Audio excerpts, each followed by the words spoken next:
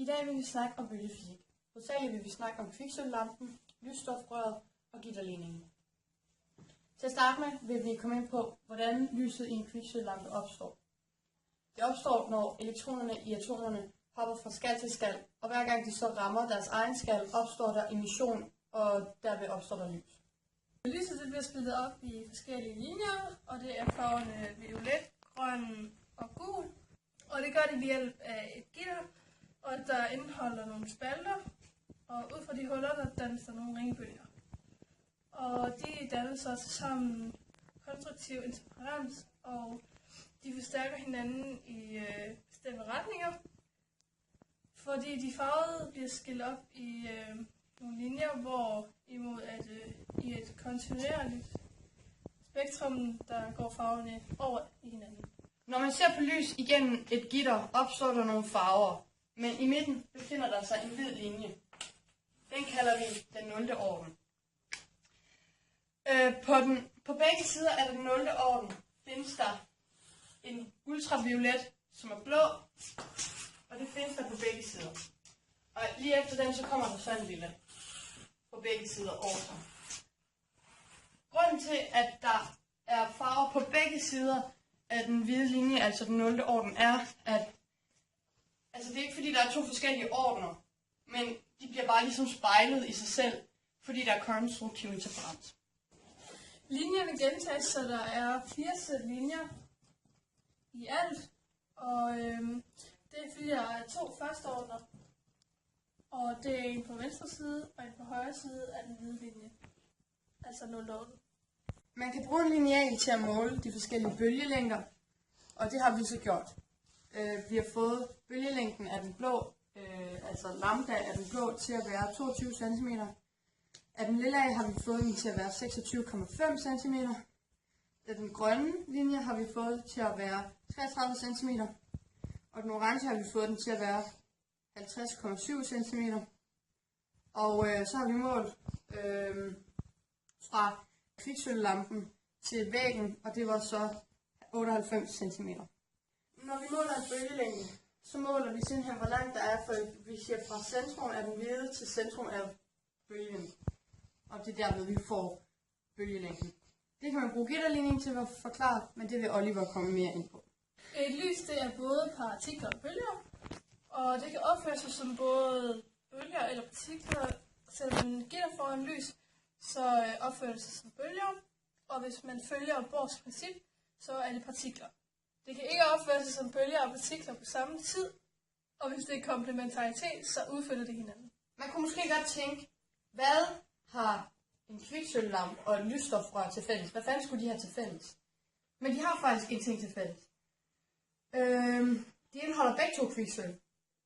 Og det er jo tydeligt i en kviksølvlampe, at den indeholder kviksølv, men ikke i et lysstofrør, vel? Men lysstofrør indeholder lysstof, som det er smurt med det rundt i kanten. Og det lysstof, det er, at de gør, at ultraviolette stråler ikke er farlige, men de gør dem også synlige for det bare øje. Desuden indeholder det neon, som er en kickstarter til ligesom at varme det her kviksølv op, fordi at neon, det er en gas. Og når en gas bliver varm, så bliver det hele ligesom varmt. Og når kviksølv så, altså det er jo ikke en gas, men når kviksølv så bliver varmt, så bliver det også til en gas, og så kan det ligesom varme op og blive til lys på den måde. Der opstår en ekstra blålig linje, og den er kortere, den har en kortere bølgelængde end violet. Og det gør det, fordi der er ultraviolette strålinger, og det er kun synligt for øjet på optisk vidt. Når nu en kviksølvlampe har noget til fælles med et lysstofrør, så lyder det lidt mærkeligt, at et lysstofrør har noget til fælles med et stykke hvidt karton. Men det har det altså. Det, der har til fælles, er, at de begge to indeholder optisk hvidt, som gør ultraviolet synligt for øjet. Gitterligningen, den gælder for bølger, der brydes i et gitter. Det kan man fx sammenligne med en række pæle i vandet, der så bryder bølgerne. Og til det, der er lavet en lille illustration. Hvis vi siger, at bølgerne kommer fra venstre side af, og pælene ses ovenfra, så kommer vandet altså herfra, hvor det altså er, der intet af det er vandet, der bliver brudt. Men når at det så kommer hen til pælene her, så bliver vandet så brudt af pælene, sådan at det kun er få steder imellem, hvor at vandet så er. Og på den måde kan man så sammenligne det med det gitterligning er, som jeg også kommer ind på lige om lidt. Når en bølge brydes i et gitter, så er der opstået noget, som hedder et diffraktionsmønster. Det er et mønster, der opstår på grund af interferens mellem de ringbølger, der opstår ved hvert hul i gitteret. Diffraktionsmønstret vil så herefter have nogle bestemte retninger, hvor der så opstår konstruktiv interferens, og så andre retninger, hvor der så opstår det modsatte, som så er destruktiv interferens. De her retninger kan så også betegnes med gitterligningen.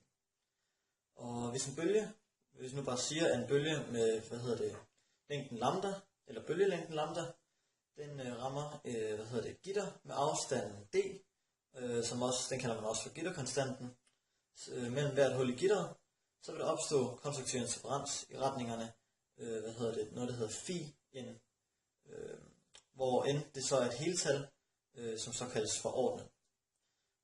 Hvis vi så siger, at n er lige med 0, så vil den så blive kaldt for 0. orden, og den vil være lige ud for gitteret. Hvis vi så siger, at n er lige med 1, så vil den så selvfølgelig blive kaldt for første orden, og det vil så være den første retning, som så bliver phi 1 til begge sider. Og her vil så også opstå konstruktiv interferens. Gitterligningen, den siger da, at n gange lambda er lige med d gange sin, i phi n. Afhængig af, om man så kender bølgelængden, som så er lambda, eller gitterkonstanten d, afbøjningsvinklen phi i n, eller den tilhørende den tilhørende orden, som så er n, så kan man så omskrive ligningen efter behov. Det jeg gerne vil finde, det her eksempel, det er så bølgelængden. Hvis man så vil finde bølgelængden med gitterligningen, så skal man så kende for det første afbøjningsvinklen phi n, gitterkonstanten d, og selvfølgelig også ordnen, hvilken orden det nu er med phi. Og på den måde, så kan man så finde, lambda, eller bare bølgelængden. Og der hedder formlen så, at lambda er lige med d gange sin i phi i n divideret med den endte orden.